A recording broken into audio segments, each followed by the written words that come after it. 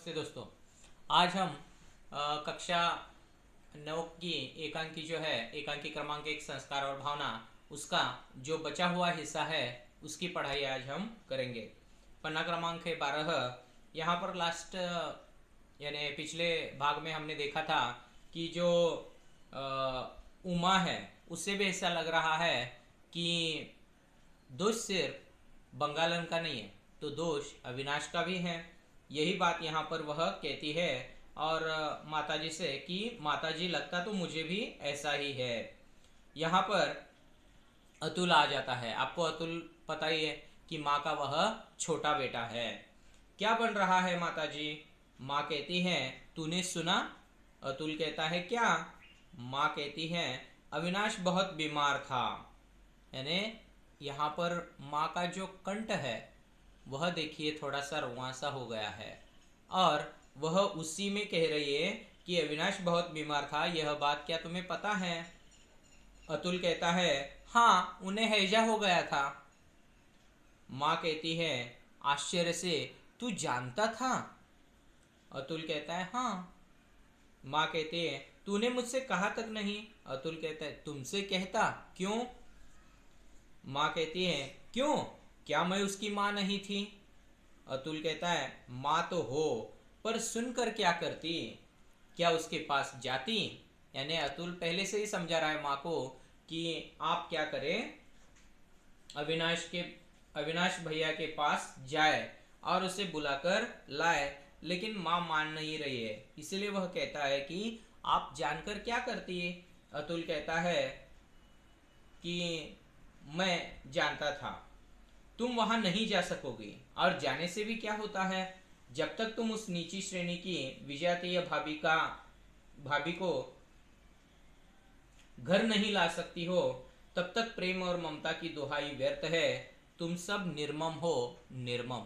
यानी वो यही बात समझा रहा है कि मैं जानता था तुम वहां बिल्कुल नहीं जाओगे, और जाने से भी क्या होता है, जब तक तुम उस नीची श्रेणी की विजातीय भाभी को यानी उस बंगालन को यानी अविनाश की पत्नी को घर नहीं लाती हो, तब तक जाकर भी क्या फायदा।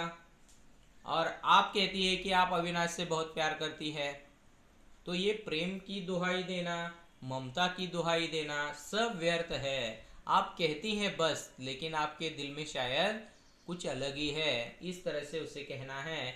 इसीलिए वह माँ पर आरोप लगाता है कि तुम सब निर्मम हो, सब निर्मम। यानी जिसके हृदय में माया ममता नहीं है उसे हम निर्मम कहेंगे। माँ बीच में रोक कर कहती है मैं निर्मम हूँ? अतुल कहता है निर्मम ही नहीं, कायर भी हो। जिन संस्कारों में तुम पली हो उन्हें तो तोड़ने की शक्ति तुम में नहीं है माँ। यानी आप कायर हो, क्योंकि संस्कार जो है उन संस्कारों के कारण आप बंधी हुई है। आप उन संस्कारों को तोड़कर विजातीय बहू को, अपनी बहू को नहीं ला सकती है घर। इसीलिए वो कह रहा है कि आप कायर भी हो। उमा आती है वहां पर। उमा कहती है लेकिन आप में तो है, आप तो वहां गए होंगे। अतुल कहता है मुझे वहां जाने के लिए कोई काम नहीं था, इसलिए नहीं गया। यानी अतुल क्या कहता है, मुझे वहां जाने के लिए कुछ काम ही नहीं है, मैं क्यों वहां जाता। उमा और माँ दोनों एक साथ कहते हैं आप भी नहीं गए, तू भी नहीं गया। अतुल कहता है जाकर मैं क्या करता वहां पर। उमा कहती है भाई के मरने का समाचार सुनकर भी आपका हृदय नहीं पसीजता। यानी भाई के मरने का समाचार सुनकर भी आपका हृदय नहीं पसीजता। हृदय नहीं पसीजता इसका मतलब है आपको कुछ बुरा नहीं लगता है, आपके मन में आपके भाई के प्रति प्यार कम है शायद, इसीलिए आप नहीं गए हैं। अतुल कहता है उमा, यदि तुम भाई साहब को जानती होती तो ऐसी बात नहीं कहती। मुझे तो क्या, वे मेरे डॉक्टर को भी पास नहीं आने देते। यानी मैं अगर डॉक्टर को लेकर गया तो भी डॉक्टर से वह कहेगा तुम अतुल के साथ आए हो ना, तुम मेरे पास मत आओ। मुझे तो अपने पास बिठाएगा नहीं, लेकिन डॉक्टर को भी वो पास फटकने नहीं देगा, इसलिए मैं नहीं गया। उमा कहती है लेकिन फिर भी आप उनके भाई थे, आपको देखकर उन्हें शांति मिलती।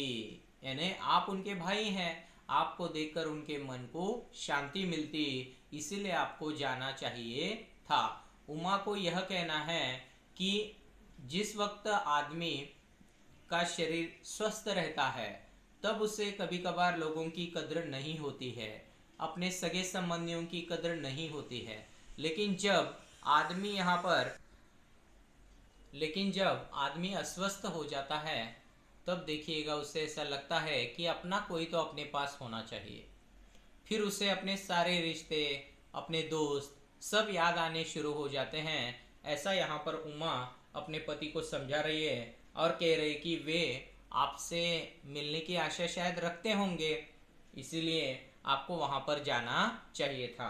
अतुल कहता है यहाँ पर राम सिंह से, राम सिंह पानी ले आओ। राम सिंह जो है उनका नौकर है और वह उधर से एक आवाज आती है, लाया सरकार। अतुल कहता है देखो उमा, भाभी से बढ़कर भैया का और कोई नहीं है इस दुनिया में, भाभी से बढ़कर भैया का कोई नहीं है। यह कटु सत्य हमें स्वीकार करना ही चाहिए, इसलिए उनके होते हमें कुछ भी करने का अधिकार नहीं था और न है। यानी उन्हें यहाँ पर अपनी पत्नी से ही सिर्फ बहुत ही प्यार है, इसीलिए तो वो हम सबको छोड़कर चले गए हैं। इसीलिए जब तक उनकी पत्नी उनके पास है हमें कुछ करने का अधिकार था और न है, इसलिए उन्हें अपने आप पर छोड़ना ही बहुत ही आवश्यक है। इस तरह से वो अतुल समझा रहा है। देखिए यहाँ पर माँ कहती है अतुल से, अतुल तूने और भी सुना? अतुल कहता है क्या माँ? माँ कहती है अब अविनाश अच्छा हुआ तो उसकी बहू बीमार पड़ गई।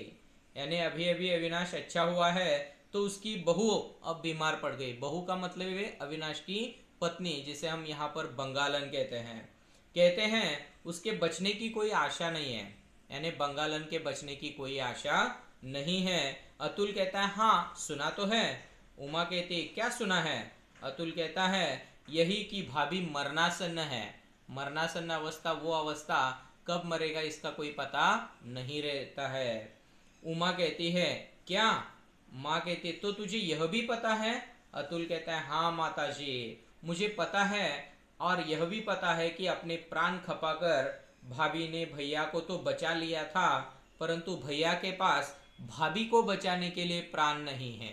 यानी आप कल्पना कर सकते हैं कि जो बंगालन है उसने अपने पति को तो बचा लिया है, लेकिन अब उसके पास इतने प्राण नहीं है अविनाश के पास कि उसकी जो पत्नी है वह बीमार पड़ चुकी है, उसे वह बचा सके। यानी इतना वह अशक्त हो गया है, शायद उसके पास पैसों की भी कमी यहाँ पर हो सकती है।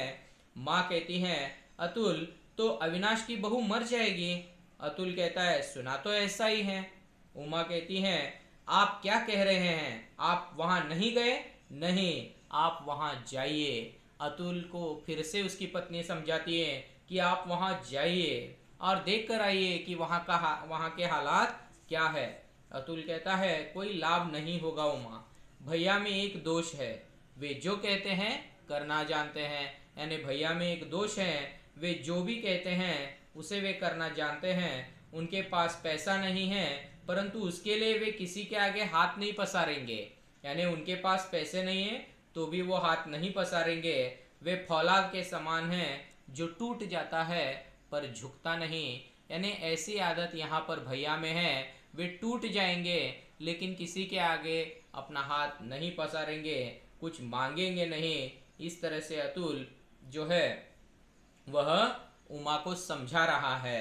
यानी जाने से भी कोई फायदा नहीं है। तुम अगर मदद करना चाहोगी अथवा कोई भी उन्हें मदद करना चाहेगा हम में से, तो भी उस मदद को वे स्वीकारेंगे नहीं, इसलिए वहां जाना हमारे लिए गलत होगा, इसीलिए वह वहां पर नहीं जा रहा है। उमा कहती है लेकिन भाभी को कुछ हो गया तो? अतुल कहता है भाभी को कुछ हो गया तो क्या होगा? नहीं उमा, इससे आगे सोचने का अधिकार मुझे नहीं है। यानी अगर भाभी को कुछ हो गया तो अविनाश भैया भी जिंदा नहीं बच सकते हैं। यही वो इसमें से साबित करना चाहता है, क्योंकि वे दोनों एक दूसरे के लिए अपने प्राण भी त्यागने के लिए तैयार है। माँ कहती है लेकिन मुझे तो है।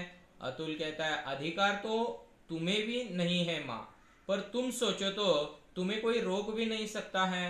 यानी तुम्हें भी वहां जाने का अधिकार नहीं है, क्योंकि अगर तुम जाओगी तो भी वह तुम्हारी मदद नहीं स्वीकारेगा। इसलिए आप मत जाओ। वहां पर उनकी जो पत्नी है वो उनका अच्छी तरह से ख्याल रख रही है, अभी वो बीमार है। तो फिर अविनाश भैया उस बंगालन का अच्छी तरह से ख्याल रख रहे हैं। आप वहां जाएंगे तो भी वो कहेंगे कि आप मेरे पत्नी की सहायता मत कीजिएगा, मेरी सहायता मत कीजिएगा, क्योंकि हम जब ठीक ठाक थे तब हमें आप लोगों ने घर से बाहर निकाल दिया। अब हम बीमार हो गए हैं तो क्या हमें देखने आए हैं? इस तरह से वह कहकर आपको भी वापस भेज देगा। इस तरह से यहाँ पर अतुल समझा रहा है माँ को। लेकिन माँ, अगर आप सोचती हैं तो आपको कोई रोकेगा भी नहीं। अगर आप चाहती हैं कि उन्हें घर लाया जाए, उनकी देखभाल की जाए, तो फिर आपको कोई रोक नहीं सकता है। यानी मेरी तरफ से कोई ना नहीं है। माँ कहती हैं तो मैं सोचती हूँ अविनाश की बहू को कुछ हो गया तो शायद अविनाश भी, यानी माँ भी यही सोच रही है कि अगर अविनाश की बहू को कुछ हो गया तो अविनाश भी जिंदा नहीं बचेगा। इसलिए वह अत्यंत दुखी है। देखिए उसके मुंह से आगे शब्द नहीं निकलते हैं। और उमा जो है आश्चर्यचकित होकर माँ को देखती है, क्योंकि माँ के हृदय में अपने बेटे के लिए और बहू के लिए यहाँ पर बहुत सा प्यार जो है वह उमड़ कर आ रहा है। उमा कहती है माताजी, माताजी। माँ कहती है हाँ बेटी, मैं उसे जानती हूँ, वह नहीं बचेगा, नहीं बचेगा। क्योंकि अविनाश एक बार अगर किसी से प्यार करता है तो उसके लिए अपनी जान तक देने को वह सिद्ध हो जाता है। इसीलिए माँ को यह बात अच्छी तरह से पता है। इसीलिए वह कहती है कि मैं जानती हूँ अगर बंगालन को कुछ हो गया तो मेरा बेटा अविनाश भी नहीं बचेगा। उमा कहती है माताजी आप क्या कह रही हैं? अतुल कहता है माँ तुम इतना जानती हो, यानी आपको ये सब बात पता है?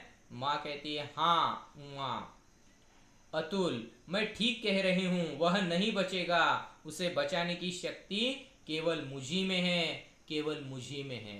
यानी सिर्फ माँ ही उसे बचा सकती है।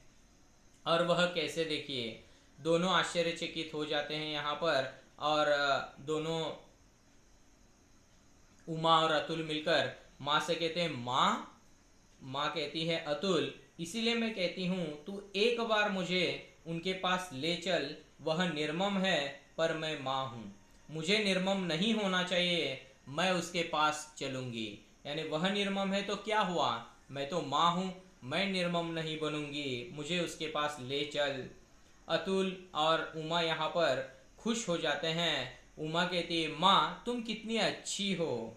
अतुल कहता है अभी चलो माँ, पर चलने से पहले एक बात सोच लो, यदि तुम उस नीच कुल की विजातीय भाभी को इस घर में नहीं ला सकी तो जाने से कुछ लाभ नहीं होगा। यानी अगर आप बंगालन को घर में नहीं ला सकती हैं तो वहां आप मत जाइए।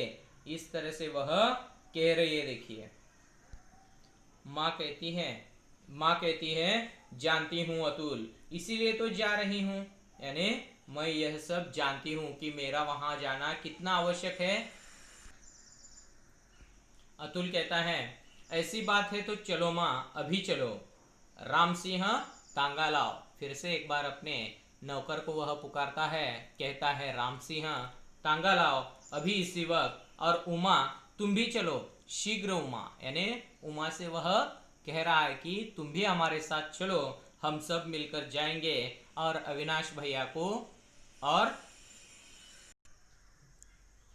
अतुल अब माँ को और उमा को लेकर अविनाश और बंगालन को लाने जा रहा है। वह अत्यधिक खुश है। उमा कहती है जिन बातों का हम प्राण देकर भी विरोध करने को तैयार रहते हैं, एक समय आता है जब चाहे किसी कारण से भी हो हम उन्हीं बातों को स्वीकार कर लेते हैं। यानी यहाँ पर हम फिर से एक बार देख सकते हैं कि उमा अपने आप से ही पुस्तक लेकर फुसफुसाती है, वह बड़बड़ाती है। ठीक। अब यहाँ पर वह जो उमा है वह पुस्तक लेकर बड़बड़ाती है, अपने आप से ही फुसफुसाती है, कहती है कि जिन बातों का हम प्राण देकर भी विरोध करने को तैयार रहते हैं, एक समय आता है जब चाहे किसी कारण से भी हो हम उन्हीं बातों को स्वीकार कर लेते हैं। इस एकांकी में हमने देखा कि जो माँ है पहले विरोध करती है, अंतरजातीय यानी यहाँ पर जो विजातीय बहू है उसे अपने घर में लेने से वह इनकार करती है, लेकिन वह कितना भी इनकार करे लेकिन कहीं ना कहीं तो माँ का हृदय जो है वह पसीज जाता है। उसकी जो ममता है वह बाहर आती है और अपने संस्कारों का जो पाश है उसे तोड़कर, उन बंधनों को तोड़कर भावना की यहाँ पर जीत हो जाती है, क्योंकि भावना जो होती है वह संस्कारों से यहाँ पर बढ़कर होती है, ऐसा यहाँ पर दिखाया गया है। मनुष्य जो होता है वह संस्कारी होता है, लेकिन कहीं ना कहीं तो एक जगह ऐसी होती है जहाँ पर संस्कारों की नहीं तो भावनाओं की जीत होती है। तो दोस्तों, इस तरह से आज हमने संस्कार और भावना इस पाठ का यहाँ पर अध्ययन किया है। यह जो एकांकी है, इस एकांकी में कौन से पात्र के मुख से कौन सा कथन निकला है उसकी ओर आपका ध्यान होना चाहिए।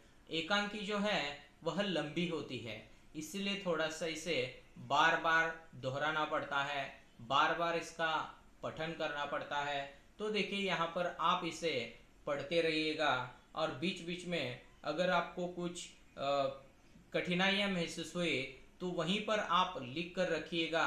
जब विद्यालय खुल जाएंगे हम उसे देखेंगे, मैं उसके जवाब आपको देने का प्रयास ज़रूर करूँगा। अब आप एक काम कीजिए, यहाँ पर जो मैंने होमवर्क लिखा है आपके लिए, कुछ होमवर्क, उसे आप अच्छी तरह से देख लीजिए। होमवर्क आपको पता ही है कि अच्छी तरह से इसे पढ़ना है, पढ़ने के बाद 2 अवतरणों के उत्तर लिखने हैं हमें। यहाँ पर आप देख सकते हैं, यहाँ पर आप देख सकते हैं कि एकांकी संचय संस्कार और भावना पाठ क्रमांक 1 पात्र हैं। उसके बाद कठिन शब्दों के अर्थ मैंने लिखे हैं, अच्छी तरह से आप इन्हें देख लीजिएगा और अपनी नोटबुक में लिखने का प्रयास कीजिएगा इन्हें भी। उसके बाद यहाँ पर देखिएगा कुछ होमवर्क जो है आपके लिए वह भी मैंने लिख कर रखा है। होमवर्क को अच्छी तरह से पूरा करने का प्रयास कीजिएगा क्योंकि अभी आपके पास बहुत सारा वक्त है। और इस तरह से यहाँ पर इस एकांकी का अध्ययन करके हमें तैयारी करनी है आने वाली परीक्षाओं की। यहाँ पर यह पाठ खत्म हुआ और मैं यहाँ पर आपकी विदा लेता हूँ। धन्यवाद।